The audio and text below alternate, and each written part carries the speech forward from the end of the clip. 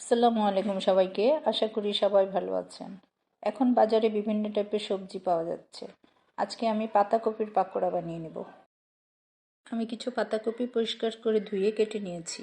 এখানে দিয়ে দিচ্ছি 1 চা চামচ হলুদের গুঁড়া, 1 চা চামচ মরিচের গুঁড়া, 1 চা চামচ ধনিয়ার গুঁড়া, হাফ চা চামচ জিরার গুঁড়া, 1 চা চামচ আদা পেস্ট, 1 চা চামচ রসুন পেস্ট, 1 চা চামচ লবণ।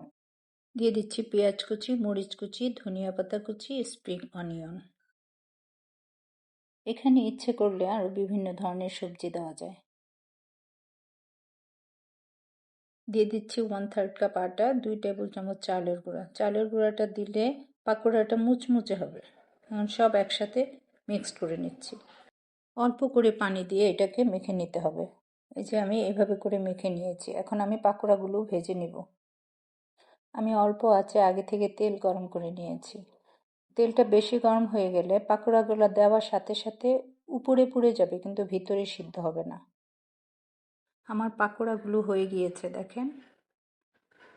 আবার আসবো নতুন কোনো রেসিপি নিয়ে। সবাই ভালো থাকবেন। আল্লাহ হাফেজ।